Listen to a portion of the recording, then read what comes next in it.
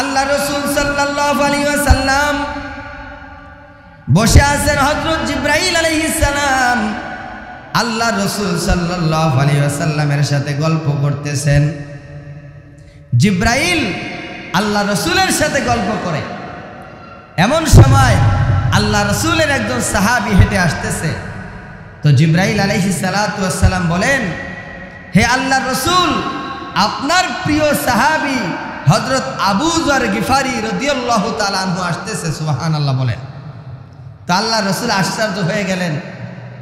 জিবরাইল থাকে আসমানে আর আবু যর গিফারি থাকে জমিনে।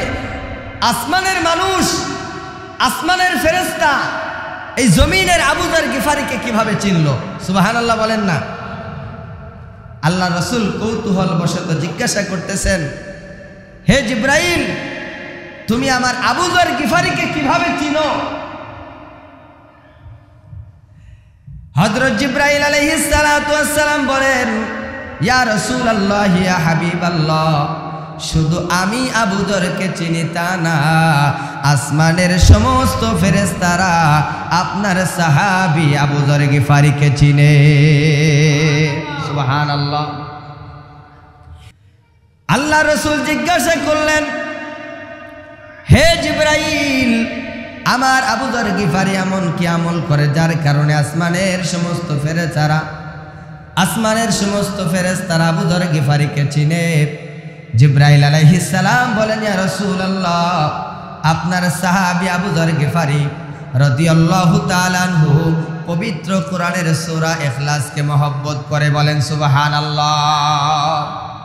হযরত আবু যর গিফারি যখন রাস্তা দিয়ে হাঁটে, তার জবানের মধ্যে সূরা ইখলাসের তেলাওয়াত থাকে। আবু যর গিফারি যখন চলাফেরা করে, কাজকর্ম করে, সব সময় তার জবানে সূরা ইখলাসের তেলাওয়াত থাকে। আবু যর গিফারি যখন নামাজে দাঁড়ায়, নামাজের মধ্যে আবু যর গিফারি সূরা ইখলাস বেশি বেশি তেলাওয়াত করে। সুবহানাল্লাহ। আজকে মুসলমানের সন্তানের জবান থেকে কোরআন বের হয় না, আজকে মুসলমানের ঘর থেকে কোরআন তেলাওয়াত বের হয় না। আজকের আপনার আমার দিলের মধ্যে আল্লাহর কোরআনের মহব্বত থাকে না রে মুসলমান। আজকে ঘরের থেকে টিভির আওয়াজ বের হয়, গানের আওয়াজ বের হয়। আওয়াজ করে বলেন তো কথা ঠিক কিনা? রহমত আসবে কোথার থেকে? বরকত আসবে কোথার থেকে? ফজরের নামাজের পরে যদি এই মহল্লার প্রত্যেকটা রুমের থেকে যদি কোরআনের তেলাওয়াত ভেসে আসতো, সূরা ইখলাসের তেলাওয়াত ভেসে আসতো, সূরা ইয়াসিনের তেলাওয়াত ভেসে আসতো, আসমান থেকে আল্লাহ তাআলা রহমত আর বরকত নাজিল করে দিতেন। সুবহানাল্লাহ।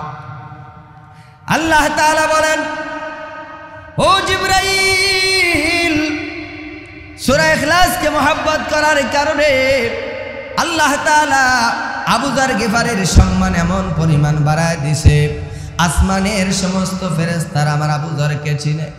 আবু যর, ও আবু যর, তুমি কি শুনতে পেয়েছো? সূরা ইখলাসকে মহব্বত করার কারণে, ভালোবাসার কারণে, সূরা ইখলাস বেশি বেশি তেলাওয়াত করার কারণে জিবরাইল আলাইহিস সালাম তোমাকে চিনে, আর আসমানের সমস্ত ফেরেশতারা আবু যর গিফারিকে চিনে। একটু জোরে মহব্বতে বলেন না সুবহানাল্লাহ। আজকে বিশ্ব নবীর উম্মত হওয়ার পরে 1400 বছর পরে যদি আপনি আর আমি আল্লাহর কোরআনের এই ছোট্ট সূরাটা বেশি বেশি তেলাওয়াত করতে পারতাম, আল্লাহর কোরআনের ছোট্ট সূরা সূরা ইখলাসকে যদি মহব্বত করতে পারতাম, আপনার আমার দিলের মধ্যে যদি সূরা ইখলাসের ভালোবাসা থাকতো, আসমানের মালিক আল্লাহ তাআলা আপনার আমার মর্যাদা বাড়ায় দিত। বলেন সুবহানাল্লাহ। সবাই পড়েন, কুল হুয়াল্লাহু আহাদ, আল্লাহুস সামাদ, লাম ইয়ালিদ ওয়া লাম ইউলাদ ওয়া লাম ইয়াকুল লাহু কুফুয়ান আহাদ। আল্লাহ তাআলা বলেন, এই সূরা ইখলাসের মধ্যে আমি আল্লাহর পরিচয় আমি আল্লাহ তাআলা তুলে ধরেছি। কোন মুসলমান যদি মহব্বতের সাথে ভালোবেসে আল্লাহর কোরআনের সূরা ইখলাস একবার পড়ে ফেলে, আল্লাহ তাআলা 10 পারা কোরআন পড়ার সওয়াব তার আমলনামায় দিয়ে দিবে। কোন মুসলমান যদি সূরা ইখলাসকে মহব্বত করে ভালোবাসে, পবিত্র কোরআনের এই ছোট্ট সূরা ইখলাসকে যদি কেউ মহব্বত করে ভালোবাসে, তেলাওয়াত করে, 1 নম্বর ফজিলত, স্বয়ং আল্লাহ তাআলা তাকে ভালোবাসেন। বলেন সুবহানাল্লাহ। আম্মা জান আয়েশা সিদ্দিকা রাদিয়াল্লাহু তাআলা আনহা থেকে হাদিস বর্ণিত, একবার আল্লাহ রাসূল সাল্লাল্লাহু আলাইহি ওয়াসাল্লাম সাহাবায়ে কিরামদের একটা জামাত কোন এক যুদ্ধের ময়দানে প্রেরণ করলেন এবং একজন সাহাবীকে সেনাপ্রধান করে আমির নিযুক্ত করে পাঠিয়ে দিলেন। ওই সমস্ত সাহাবায়ে কেরামেরা যখন যুদ্ধ শেষ করে মদিনাতে ফিরে আসলেন, তারা আল্লাহ রসুল সাল্লাল্লাহু আলাইহি ওয়াসাল্লামের কাছে বললেন, হে আল্লাহ রসুল,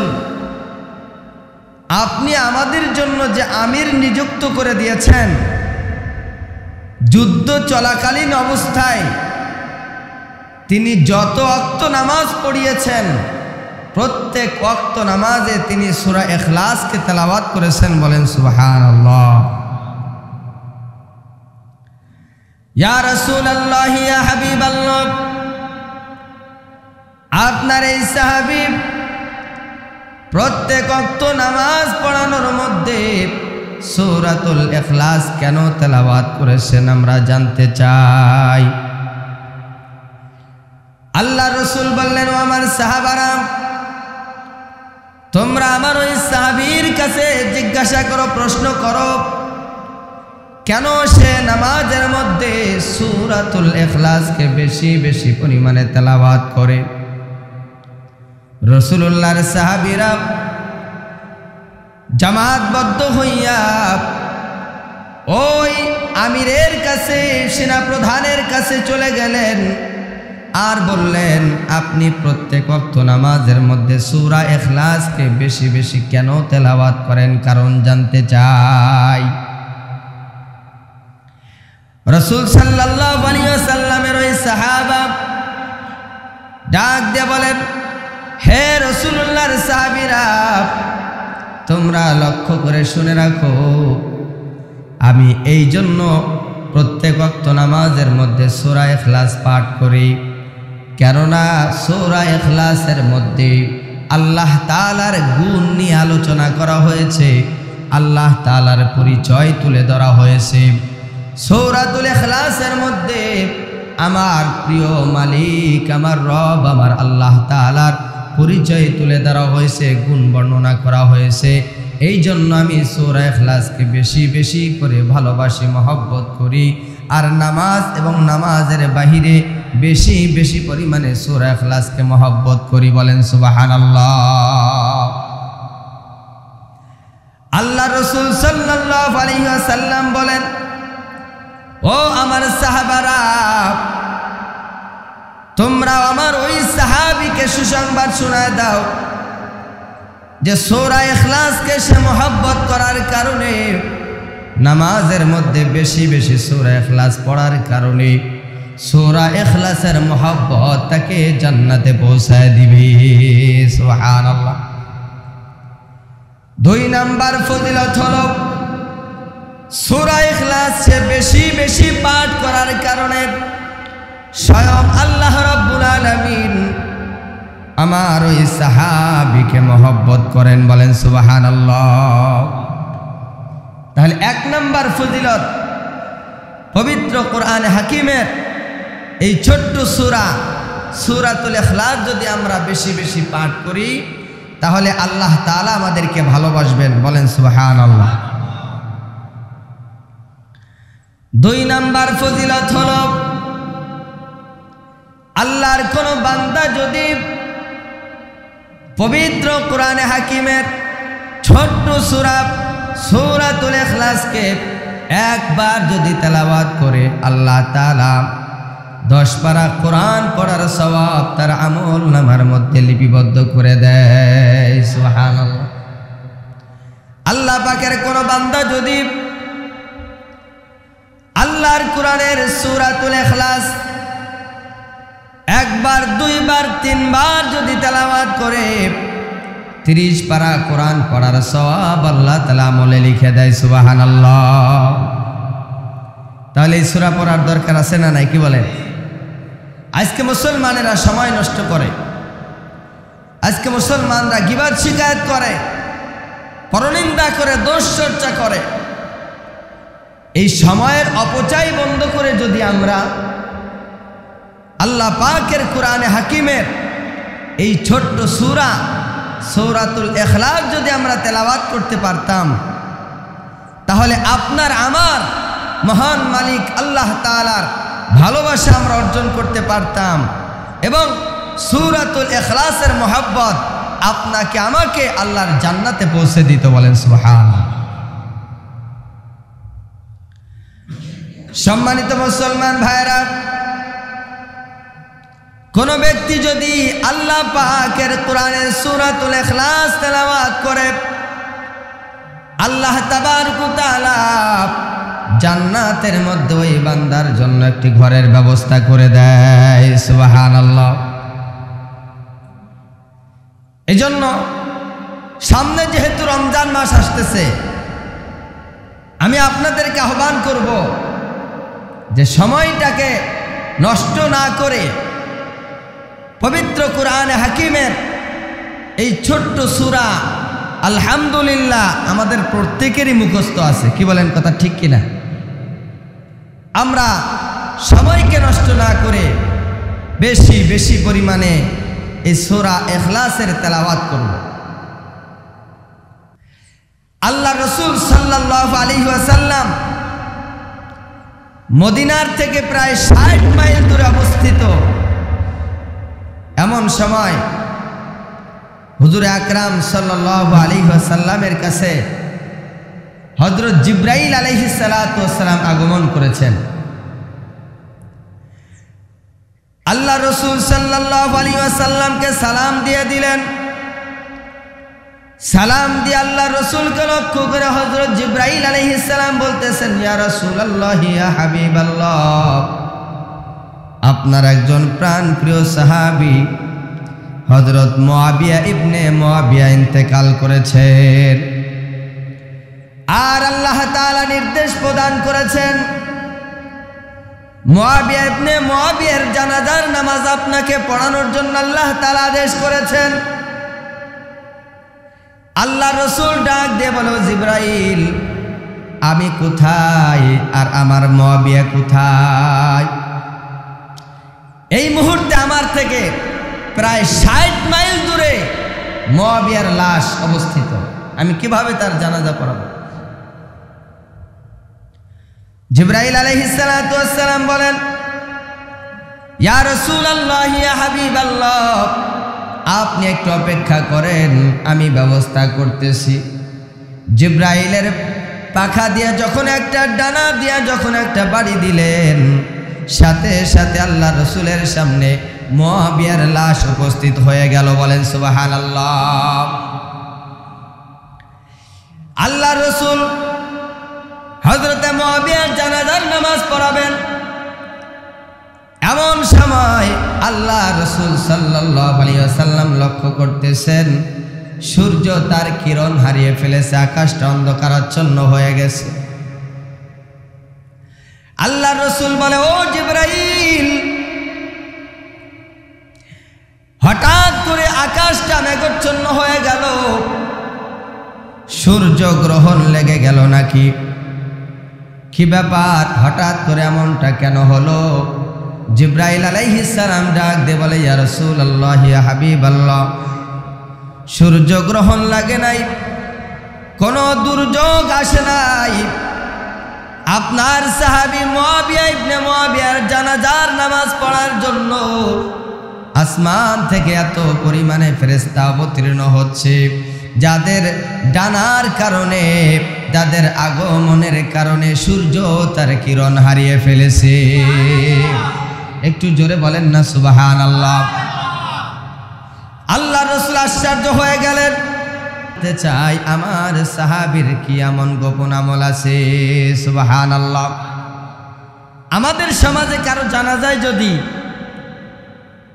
কোনো দেশের প্রেসিডেন্ট, প্রধানমন্ত্রী বা কোনো বড় নেতা, প্রভাবশালী ব্যক্তি আগমন করে, তো জানাজা পড়ে যাওয়ার সময় একজন আর একজনকে বলে, আসলে লোকটাকে আমরা চিনতে পারি নাই, এ লোকটার সামাজিক মর্যাদা ছিল, এ লোকটা অনেক উচ্চ মানুষ ছিল, উচ্চ পর্যায়ের মানুষ ছিল, যার কারণে দেশের প্রেসিডেন্ট, প্রধানমন্ত্রী তার জানাজায় হাজির হয়ে গেছে। কথা কোন ঠিক কিনা বলে? আর রাসূলুল্লাহর সাহাবীর জানাজায় দুনিয়ার কোনো প্রেসিডেন্ট না, প্রধানমন্ত্রী না, স্বয়ং আসমান থেকে ফেরেশতা নামতেছে। সুবহানাল্লাহ বলে। তাহলে আল্লাহ রসুলের এই সাহাবীর সম্মান আছে না নাই? আল্লাহ রসুল জানতে চাইলেন যে আমার সাহাবীর এমন কি আমল আছে যে আমলের কারণে আসমান থেকে ফেরেশতা অবতীর্ণ হচ্ছে। সুবহানাল্লাহ। সম্মানিত ভাইরা আমার, জিবরাইল আলাইহিস সালাতু ওয়াস সালাম বলেন, আপনার এই সাহাবীর মধ্যে দুইটা গুণ আছে। তার এক নাম্বার গুণ হলো আপনার এই সাহাবী মুআবিয়া ইবনে মুআবিয়া আল্লাহর কোরআনের সূরা ইখলাসকে মহব্বত করত। বলেন সুবহানাল্লাহ। হাঁটতো, চলতো, সব সময় তার জবানে সূরাতুল ইখলাস তেলাওয়াত করত। নামাজে যখন দাঁড়াইতো, প্রত্যেক ওয়াক্ত নামাজের মধ্যে সূরা ইখলাস বেশি বেশি পরিমাণে পাঠ করত।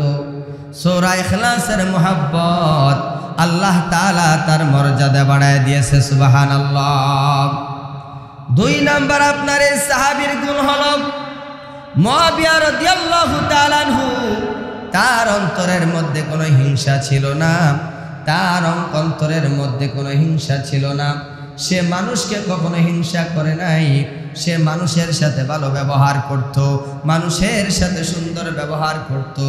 সূরা ইখলাসকে মহব্বত করা আর মানুষের সাথে ভালো ব্যবহার করার কারণে আল্লাহ তাআলা মুআবিকে সম্মান দিয়ে দিয়েছে। আজকে মাটুর মানুষ হইয়া অহংকারে ফেটে যায়, একটু টাকার মালিক হয়েছে তার সাথে কথা বলা যায় না, একটু 5 বছরের জন্য ক্ষমতার চেয়ার পাইছে তার সাথে আর কথা বলা যায় না, একটু চেয়ারম্যান হয়েছে, মেম্বার হয়েছে, আর মানুষকে মানুষ মনে করে না। কি আওয়াজ করে বলেন কথা ঠিক কিনা? আল্লাহ তাআলা বলেন, ও বান্দা, মানুষ হইয়া তোমরা কিভাবে অহংকার করো? এক ফোঁটা নাপাক পানি দিয়ে আমি আল্লাহ বানাইছি, কোনো মানুষ হইয়া অহংকার করা ঠিক হবে না। আল কিবরিয়া উরিদই ওয়াল আজমাতু ইজারি। আল্লাহ তাআলা হাদিসে কুদসির মধ্যে ডাক দিয়ে বলেন, পৃথিবীর মানুষেরা, অহংকার আমি আল্লাহর চাদর। যদি মানুষ হয়ে অহংকার করে, সে আমি আল্লাহর অহংকারের পোশাক নিয়ে টানাটানি করে। এজন্য দিলের মধ্যে কোনো হিংসা রাখা যাবে না, অন্তরের মধ্যে কোনো অহংকার লালন করা যাবে না। আপনার বংশ ভালো, আপনার সামাজিক অবস্থান ভালো, আপনি গরিব মানুষকে পছন্দ করেন না, মানুষ মনে করেন না। ধনী গরিবের ব্যবধান এটা কে করেছেন? আরো জোরে কান, কে করেছেন? সমাজের সব মানুষ যদি ধনী হয়ে যাইতো, তাহলে আপনি যে ধনী মানুষ বিল্ডিং বানাবেন, আপনার বিল্ডিং এর কর্মচারী কে হতো? রাজমিস্ত্রি কে হইতো? কথা কন ঠিক কিনা? সমাজের সমস্ত মানুষ যদি প্রভাবশালী নেতা হতো, তাহলে আপনার কর্মী কে হতো? সবাই তো নেতা। এই যে মানুষের মধ্যে ব্যবধান, ধনী গরিবের ব্যবধান, সুন্দর কালোর ব্যবধান, আল্লাহ তাবারক ওয়া তাআলা করেছেন এই সমাজ ঠিক রাখার জন্য। একটা সমাজের মধ্যে নেতা লাগে, একটা সমাজের মধ্যে ইমাম লাগে, একটা সমাজের মধ্যে শিক্ষক লাগে, ছাত্র লাগে, কর্মচারী লাগে, রাজমিস্ত্রি লাগে। একজন নাপিতেরও দরকার আছে, একজন কর্মচারীরও দরকার আছে, একজন মেথরেরও দরকার আছে। জোরে কোন কথা ঠিক কিনা? মানুষ হয়ে অহংকার করা ঠিক হবে না। আল্লাহ তাআলা বলেন, বান্দারে, আমি এক ফোঁটা নাপাক পানি দিয়ে তোমাকে তৈরি করেছি, যে নাপাক পানি ফোঁটা যদি কারো শরীরে লাগে গোসল ফরজ হয়ে যায়। এত দুর্গন্ধ, এত নাপাক, এত নিম্নমানের। আজকে আমি আল্লাহ তোমাকে সৃষ্টি করার পরে, হাজার হাজার লাখ কোটি নিয়ামত দেওয়ার পরে আমার ইবাদত করো না, অহংকার করে আমার বিরোধিতা করো, আমার নাফরমানি করো। আজান হয়ে যায়, মসজিদে আসো না। সুদ ঘুষের সাথে তোমার সম্পর্ক, নেশা দ্রব্য জিনিসের সাথে তোমার সম্পর্ক। তুমি আজকে নাফরমানি করতেছো, তুমি মনে করতেছো এত গুনাহ করি কিছু হয় না, কিছু হয় না। আল্লাহ তাআলা বলে, বান্দারে জেনে রাখবা আমি আল্লাহ ছাড় দেই কিন্তু ছেড়ে দেই না। ঠিক কিনা বলেন?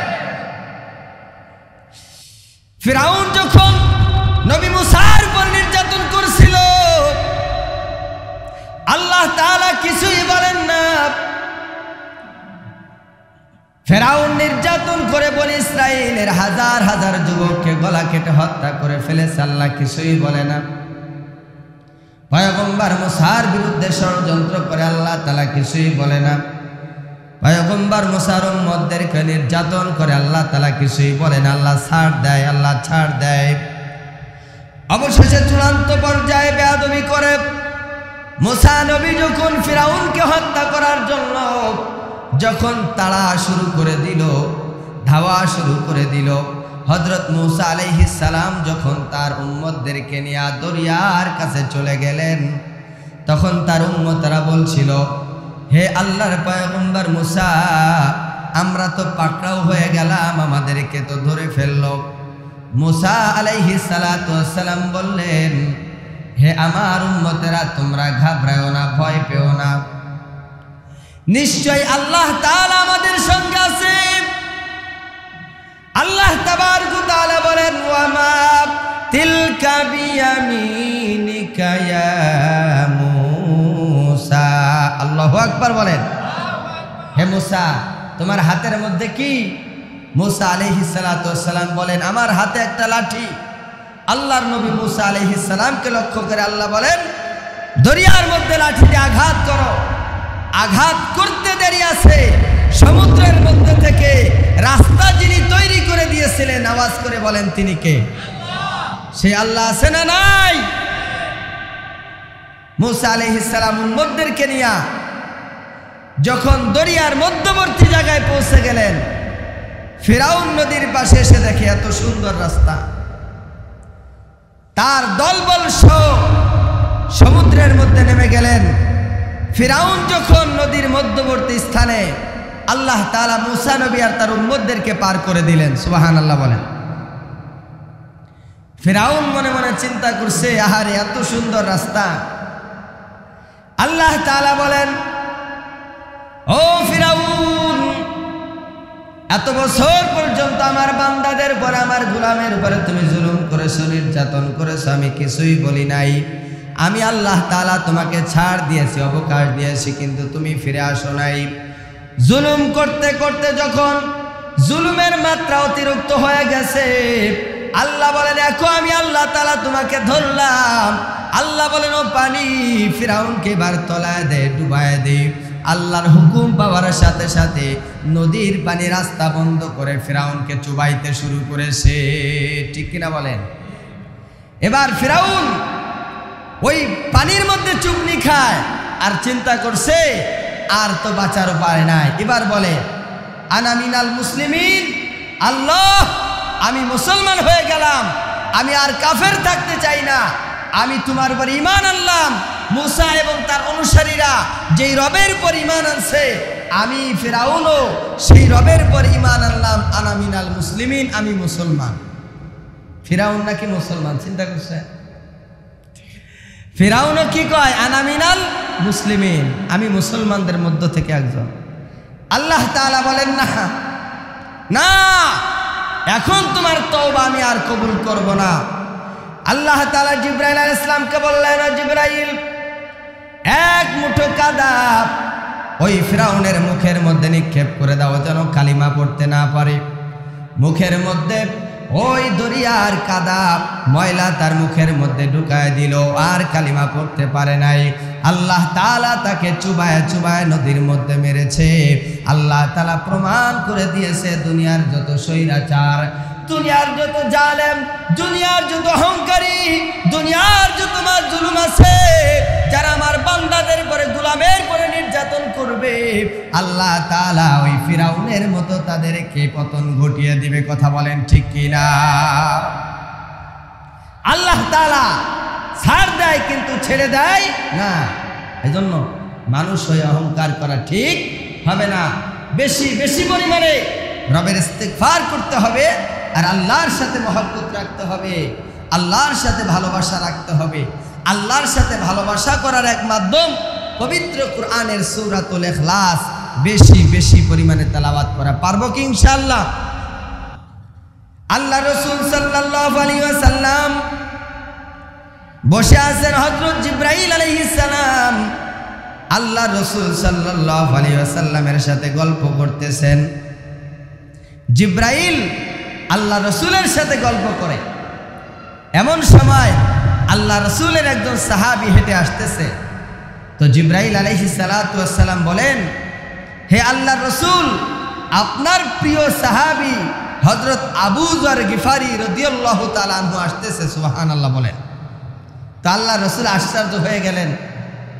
জিবরাইল থাকে আসমানে আর আবু যর গিফারি থাকে জমিনে। আসমানের মানুষ, আসমানের ফেরেশতা এই জমিনের আবু যর গিফারিকে কিভাবে চিনল? সুবহানাল্লাহ বলেন না। আল্লাহ রাসূল কৌতূহল বশত জিজ্ঞাসা করতেছেন, হে জিবরাইল, তুমি আমার আবু যর গিফারিকে কিভাবে চিনো? হযরত জিবরাইল আলাইহিস সালাতু ওয়াস সালাম বলেন, ইয়া রাসূলুল্লাহ, ইয়া হাবিবাল্লাহ, শুধু আমি আবু যরকে চিনি তা না, আসমানের সমস্ত ফেরেশতারা আপনার সাহাবী আবু যর গিফারিকে চিনে। সুবহানাল্লাহ। আল্লাহ রাসূল আশ্চর্য হয়ে গেল, শুধু তুমি না, আসমানের সমস্ত ফেরেশতারা আমার আবু যরকে চিনে। আল্লাহ রাসূল জিজ্ঞাসা করলেন, হে জিবরাইল, আমার আবু যর গিফারি এমন কি আমল করে যার কারণে আসমানের সমস্ত ফেরেশতারা আবু যর গিফারিকে চিনে? জিবরাইল আলাইহিস সালাম বলেন, ইয়া রাসূলুল্লাহ, আপনার সাহাবী আবু যর গিফারি রাদিয়াল্লাহু তাআলা আনহু পবিত্র কোরআনের সূরা ইখলাসকে মহব্বত করে। বলেন সুবহানাল্লাহ।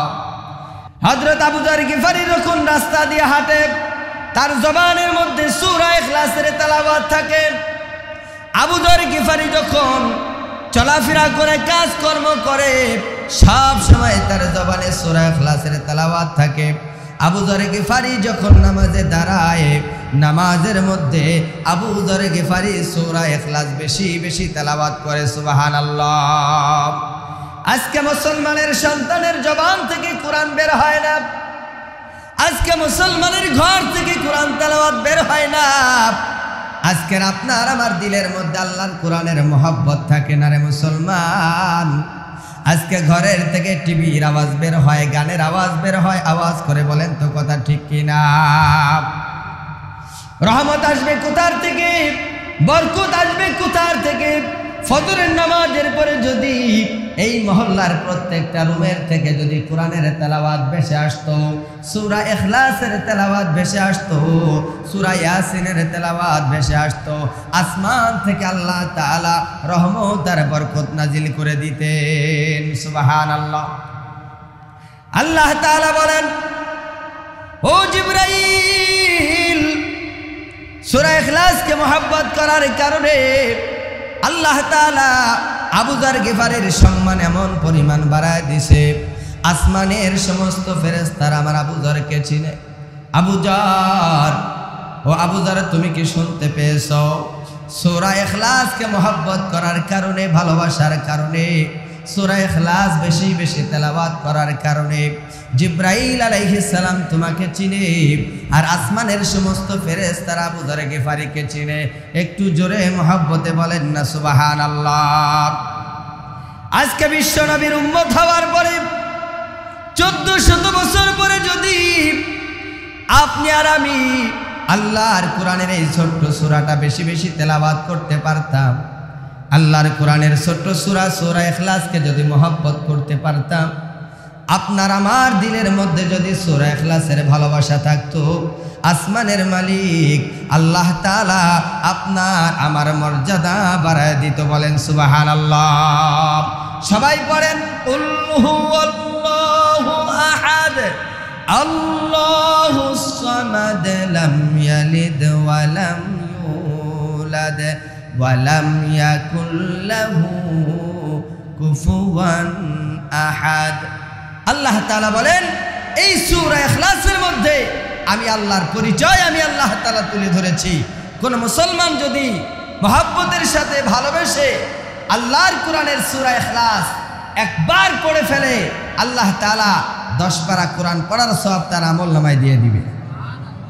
যদি কেউ 2 বার পড়ে 20 পারা কোরআন পড়ার সওয়াব হবে। কেউ যদি একটু হিম্মত করে 3 বার পড়তে পারে 30 পারা কোরআন পড়ার সওয়াব তার আমলনামায় জমা হয়ে যাবে। বলেন সুবহানাল্লাহ। এমনটা যদি হয় তাহলে কি আমরা লাভবান হব না ক্ষতিগ্রস্ত হব? সময়কে নষ্ট না করে, চার দোকানে গল্প না করে আল্লাহর কোরআনের ছোট্ট সূরাকে যদি ভালোবাসতে পারি, আল্লাহ তাআলা আপনার আমার সম্মান বাড়ায় দিবে। আল্লাহ আমল করার তৌফিক দান করে। বলেন আমিন।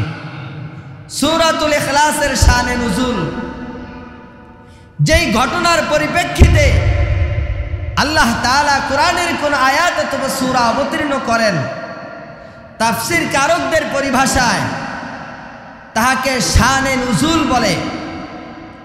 সূরা ইখলাসের একটা শানে নুজুল আছে, একটা প্রেক্ষাপট আছে। সূরা ইখলাসের শানে নুজুল হলো আল্লাহর নবী মুহাম্মদ সাল্লাল্লাহু আলাইহি ওয়াসাল্লাম এমন একটা সমাজের মধ্যে আগমন করেছিলেন যেই সমাজের মানুষেরা মূর্তি পূজা করত, বিভিন্ন ধরনের মাখলুকের সামনে মাথা নত করত, লাত মানাত উজ্জা বিভিন্ন ধরনের দেব দেবীর পূজা তারা করত। আল্লাহ রাসূল সাল্লাল্লাহু আলাইহি ওয়াসাল্লাম যখন এক আল্লাহর প্রতি দাওয়াত দিলেন, ইয়া আইয়ুহান নাস কুলু লা ইলাহা ইল্লাল্লাহ, হে মানুষ সকল তোমরা বলো আল্লাহ তাআলা ছাড়া আর কোনো ইলাহ নাই, আল্লাহ ছাড়া আর কোনো মাবুদ নাই, আল্লাহ তাআলা একমাত্র সত্তা যিনি তোমাকে আমাকে সৃষ্টি করেছেন, তোমরা সেই আল্লাহর প্রতি ঈমান আনো। তখন কুরাইশেরা জিজ্ঞাসা করলো, হে আব্দুল্লাহর সন্তান মুহাম্মদ, আমরা যে লাত মানাত উজ্জা দেব দেবীর পূজা করি, তাদের তো স্ত্রী আছে, সন্তান আছে, তোমাদের আল্লাহর কি স্ত্রী আছে, সন্তান আছে? তোমাদের আল্লাহ কি খায়, সে কি পান করে, সে কি ঘুমায়? নানা ধরনের প্রশ্ন যখন আল্লাহর হাবিবের কাছে করতে শুরু করলেন, আপনারা জানেন আপনার আমার রাসূল নিজের থেকে বানিয়ে কোনো কথা তিনি বলতেন না। আল্লাহর রাসূল যেটা বলতেন সেটা ওহী, আল্লাহ তাআলা জিবরাইলের মাধ্যমে পয়গম্বরকে যেটা বলতে বলতেন আল্লাহ রাসূল সেটাই বলতেন। বলেন না সুবহানাল্লাহ।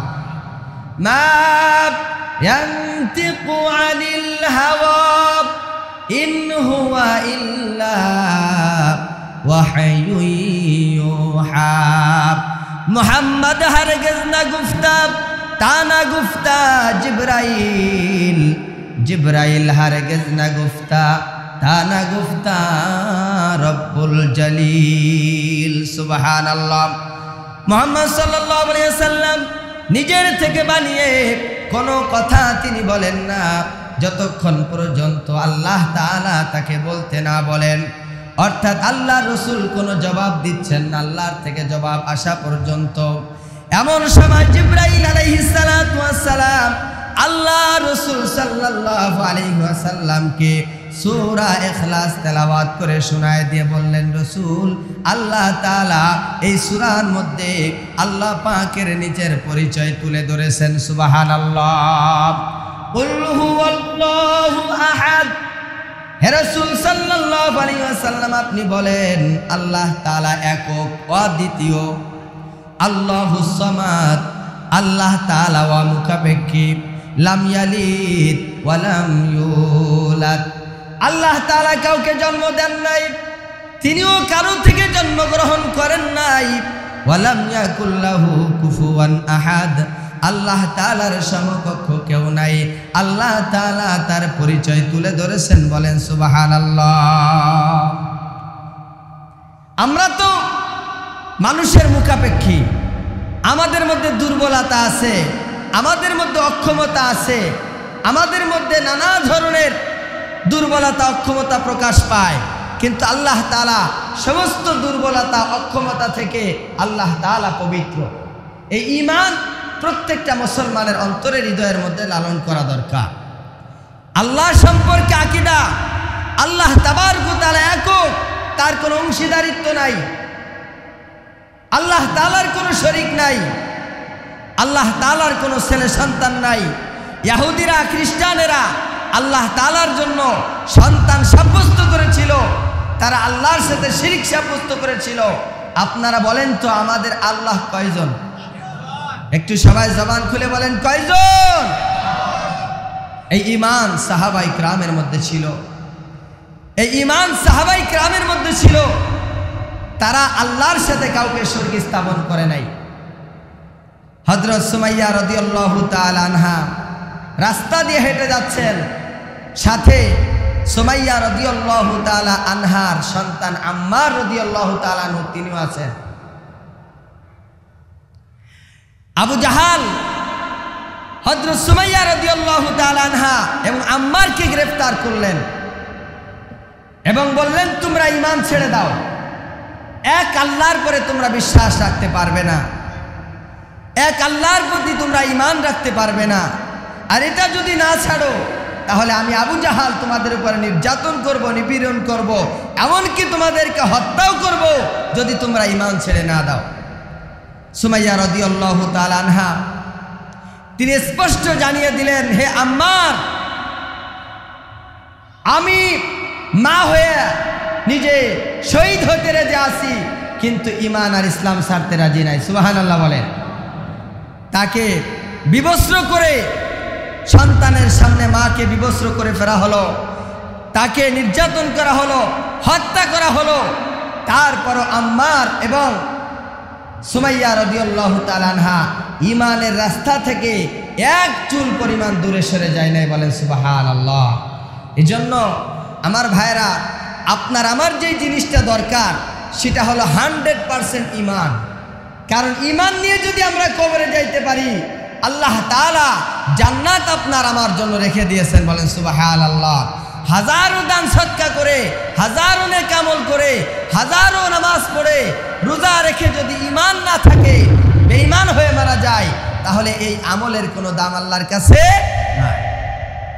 জান্নাতে যাওয়ার জন্য আল্লাহ তাআলা বলছেন, ইন্নাল্লাযীনা আমানু ওয়া আমিলুস সালিহাত। এক নাম্বার পিওর ঈমান, খাঁটি ঈমান, আল্লাহর প্রতি ঈমান। এই ঈমান থাকতে হবে। 2 নাম্বার নেক আমল থাকতে হবে। আর এই নেক আমল আর ঈমান যখন এক হবে, আল্লাহ তাআলা তখন আপনার আমার জন্য চিরস্থায়ী সুখের ঠিকানা জান্নাত রেখে দিয়েছেন। সুবহানাল্লাহ। আমার প্রিয় ভাইরা, আল্লাহ তাআলা আমাদেরকে 100% সাহাবায়ে কিরামদের মতো খাঁটি ঈমান দান করেন, বলেন আমিন।